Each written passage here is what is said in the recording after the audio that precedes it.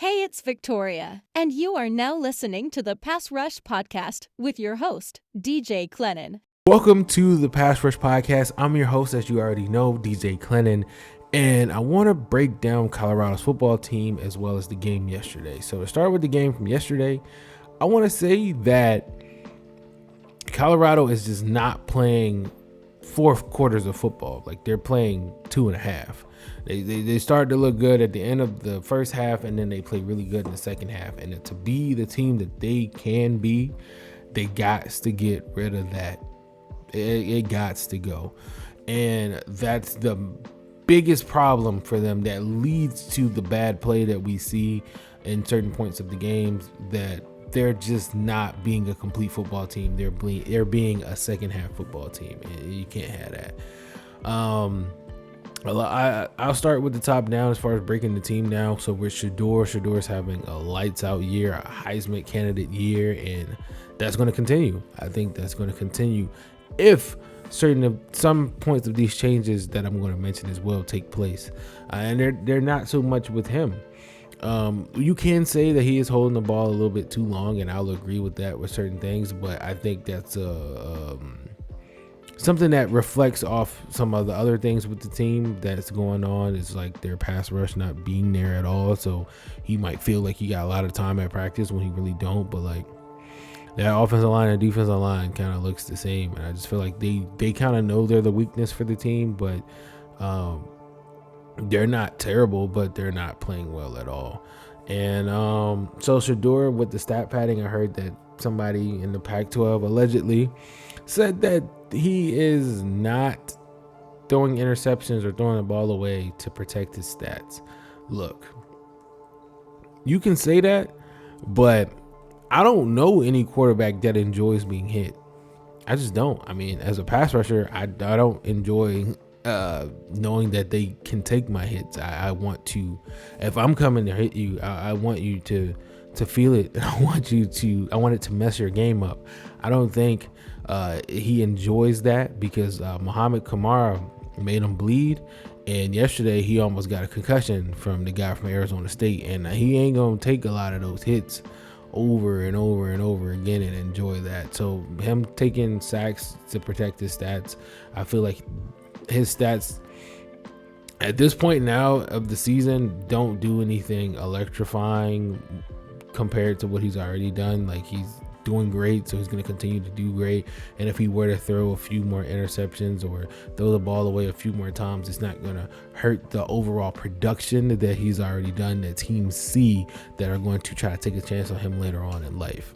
So to me, I don't think he's actually stat padding. I think he's just trying to lift his team up by not taking any play for granted, that he wants to stay around and try to get the ball to somebody. But that gets me to the receivers and tight ends when I get there to them, that they're just not being consistent and getting open enough. It's always somebody else having a good game, and that's okay, but I'll touch more on that. And then the second thing with Shedeur is that he's obnoxious and that he's not tolerable, and people don't like him because he's like kind of flashy and he hitting people with the bomb all the time. And that comes with, is he gonna probably change all the way? No, because Deion's his dad. But do I dislike it? No, I really don't care too much about that semantics of that. I feel like whether you're flashy or not, you kind of realize that that's just his game persona. Shedeur outside of that is not a flashy, in your face, I'm gonna be full Deion. And even if he was, I mean, it's not terrible. People still love and hate Deion for that, and people are gonna love and hate Shedeur for what he does. But to hate on somebody for that type of stuff, I really don't really care, because I mean, we've seen worse from other players and we've seen less from other players, but that doesn't really control how they play. It just, I mean, look at Floyd Money Mayweather. You got Deion, you got guys like Odell, you got guys like Brady, like you got all different types of flash. It's just how they want to show that flash. I mean, I've seen Tom Brady throw all his rings up in a video before, listening to I don't know how you came in this, you know what I mean? So I don't really care. So when you go to the running back position, Not consistent. Sometimes Dylan Edwards is running well. Sometimes Hankerson is running well, but it's not consistent. I think yesterday in the Arizona State game, the run game was there a lot. I think it was there a lot. That's why Shedeur started running the ball. I think they just wanted to shut down the receivers, and Hankerson could have went for 100+ yards easily in the first half. I think it was there a lot. Dylan Edwards could have did the same thing, running a lot. That's why Shedeur was getting a lot of yards, because the run game was there a lot. This is there. I think Hankerson has been their best runner as of late, the last 2 to 3 games, but I think Dylan Edwards is just getting called to run inside the tackle a lot. Sometimes it's just when you're out there, certain situations and checks and packages and stuff that's going on that's leading him to try to be in the position that Hankerson would usually be in, because they have to check the certain stuff. And, that's all philosophy and all that stuff for football. And I feel like that'll come, but I felt like if they look at the film yesterday, they'll see that run game was really there in the first quarter. It was really moving the ball 4 to 5 yards a pop. And even if it's a little slower pace, you can stick with it instead of trying to throw the ball all the time when they was there for the run. When you get to the receivers, it's just not consistent. You don't see the same production from Weaver, Jimmy Horn, and Javon Antonio, and Amari Miller, and the rest of the guys over and over again. It's always hit or miss with what you're getting from receiver, and I feel like Travis Hunter has a lot to do with that being out. That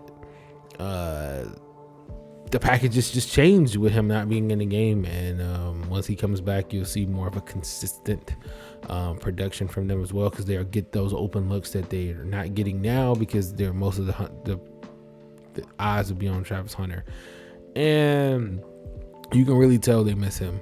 I think no matter how well Jimmy Horn and the rest of the guys are playing, and Weaver, like the way they're playing, you can tell they still miss Travis Hunter, because they missed the looks that they was getting when he was around, because like they was open, and that'll come again just with time. But you can see now that they just have to be more consistent and step up and get open, because Shedeur's trying so hard to get them open by staying around, scrambling and stuff, and holding the ball. It's just not there. The offensive line, gots to be better on the offensive line, because I would say 60% of the hits that Shedeur takes is because of the offensive line. 40% is because of his own doing, but 60% is because of the offensive line. And I don't think they might be a terrible offensive line. It's just not there right now. Like the offensive line is really, really hard. Offensive line is a hard position, and it's just hard. It's just hard for them, and they're just not getting it done. And it's gonna get worse if they don't step it up. If they don't step it up, I don't see a fun time for Shedeur playing UCLA, Oregon State, Washington State, and Utah. Don't see it. So they got to be better. They will be better in years to come, but for the rest of this year, they have to pride themselves on protecting him. I don't know if Shedeur needs to use some money, get them some gifts or something, like you see people do in the NFL, but they got to know that they all got each other's back, and they got to be there. Because when he tried to run somebody over yesterday, as Coach Prime said, there wasn't nobody there trying to pick Shedeur up after he tried to run somebody over, and it ain't even his game. And his offensive line just looks defeated mentally before the games even start. And I feel like that's a point where you really got to build them up. That should be your focus. Build them guys up. Take them out bowling. Take them somewhere. Talk to them. Get to know them. Why are they, where's their confidence? That's what you need to find. Where's the offensive line's confidence? They had it at some point in time, I'm sure, but you got to find it again. Where is it at? You got to go get it. Same with the defensive line. I'm getting over to the defensive side now. The defensive line, where's the pressure? You will look at me and say, hey, DJ, they had 4 or 5 sacks yesterday. What do you mean, where's the pressure? That all came at the end of the game with less than 3 minutes to go. Where is the pressure? At one point in time, they was rushing 3 people. 3 people, everybody else dropping back. You cannot do that. You cannot do that on a consistent basis against these teams I just named that they're about to play. You need to be getting pressure. Colorado plays their best defense when they're blitzing. When 4 to 5 people are coming, they're playing their best football on defense. I'm so sure about that for them. You got to be putting them in the position to where the quarterback on the other end is not just standing there like this, having the time of his life. Because if that's a third string quarterback for Arizona State, having the time of his life back there, and you ain't drilling them in the mouth all the time, you're not going to have the fun on defense that you're supposed to have. And that's just, that part really upsets me with just how the defensive line is getting there. And, I understand, look, sometimes you're funneling things to the inside, sometimes you're spilling things to the outside. And like, as far as how your defense is controlled, if they were funneling more, I think you would see more from just the linebackers too. When you get up to that position, it's hit or miss with them as well. Like, they're like a C grade on both sides. Like, Jordan Dominic didn't get a lot of pass rushing. The linebackers are like a C grade. Like, they're playing well sometimes, but not all the time. And I think they know it too, that they could do more. I'm not downing any of the players, but they could do more, and they know they can. And I know they know that they're playing their best football when they're getting after the quarterback. Because look at the defense at the end of the game. They got hyped when they were getting sacks. That's what happens when you're disrupting the ball. Like, you get hyped, and that's anyway. To move on to the funneling and spilling thing, I feel like they got to be spilling on defense because Shiloh is in the position to make too many tackles. Your safety should not be in that position to make too many tackles, so that's why it looks like he had a bad game yesterday. He didn't have a great game, but it wasn't terrible, but he missed a lot of tackles. But he's just in a position to have to make too many tackles. I feel like your front seven should be in that position first, and your safeties is literally what the name says, your safety valve. They come in and do the cleanup. And Shiloh is doing more than cleaning up over there. And he was getting stiff armed. He was taking it back, couple of run overs, and it was rough. But a lot of arm tackling I seen he tried to do as well, and just mistakes there. And in the DBs as a whole, it's just consistency issues, just like the wide receivers. Sometimes they playing well, sometimes they're not. Cormani did not play that well, but he has a short leash too. I feel like he knows he don't have the confidence behind him to just go out there and play, because like he thinking too much about, is coach gonna pull me? Am I doing this right? Am I in the right tech? Am I seeing the play call? There's too much thinking going on out there on defense. Not enough relaxing playing. Like, you see when they hyped up, you can tell everybody just in their zone. Too much thinking going on out there. Way too much thinking. And Cormani, I think after that drag route a couple times, he got cooked on the drag route. His confidence kind of went out the window, and that would help when Travis Hunter is back as well, because like he brings that energy to the defense, and you can start to tell they really miss him out there, because he is a pivotal point of that team on offense and defense. That energy that he brings, those big plays that he can make, and firing up the team, you're really starting to miss him, because they ain't showing up nowhere else. And the drag route, the Colorado can't say that. You can't stop that to save their life right now. You can hit them with a couple mesh drags all the time, and you gonna keep cooking them and cooking them and cooking them. My bad there, but yeah. And the 12th man on the team here, you got your special teams and penalties. Both are terrible right now. Mata, don't get me wrong, Mata doing his thing. I think Jay Feely's son has to get his confidence back as well. Mata's doing his thing. He's been with Deion a long time, since Jackson State. And but come on now, y'all can't even kick the ball down to the other team. That's rough. You got to have more production from special teams. I mean, they had a chance to have a big punt return, which was still a big punt return. It could have been for a touchdown. I think it should have been for a touchdown. But the special teams that's the part that's coming along the slowest for Colorado. Like, their special teams is abysmal a lot of the times. But then the second thing I spoke about is penalties. Penalties are killing Colorado. They look undisciplined. It is wild to watch. Like, they look undisciplined so often or not, because they're letting the negative things that people out there saying to them get in their head. And I've been that age. I understand some stuff gets under your skin as a man. Sometimes you want to show out, and they show out too much. For example, yesterday with the big D lineman come down, hit the guy, knock him, get a good hit on number 2, Badger, and he takes his helmet off.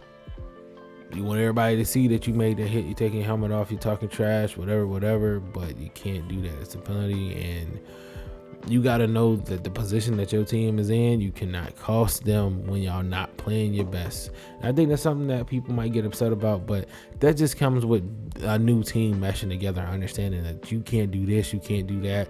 You might have done that in high school. You can't do that now. You might have done that at your last school. That's why you're here now. Like, you got to understand that there's a time and a place for everything, and that's what they're seeing there. And to close it out, I feel like if they get consistent, they get rid of the penalties, and if they get to the point in time that they put all those pieces together, this will be a really good football team. They're on the verge of being a really good football team right now, but Colorado has not reached that threshold yet. Being a really good football team because of those nagging penalties. I mean, you see at least 12 penalties a game from them, and that's just ridiculous. Yeah, you just can't have that. And the defense, you can't be sitting back just waiting.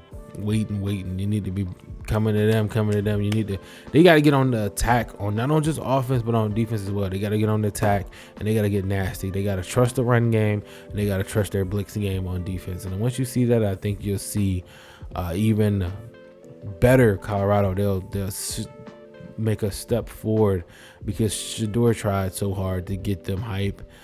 Coach Prime tried so hard to get them hype. He took the glasses off. Every time he takes his glasses off on the sideline, I know that he means business, because, he always got some shades or something on, but he had the shades off, had the limp going, walking around with a few toes and trying to get everybody hyped. And it wasn't there. It just wasn't there. This has been a long video. I can't seem to make it shorter, and so I'm just going to go ahead and end it now. Let me know down in the comments below. Go ahead and sack the like button, sack the subscribe button, sack everything. We sack everything here. Let me know in the comments below how you feel about Colorado's team. They're 4-2. They're doing well, but what do you feel? And it's your boy DJ Clinton, the host of the Pass Rush Podcast, and I'm out of here. See ya. Up and I shake the room.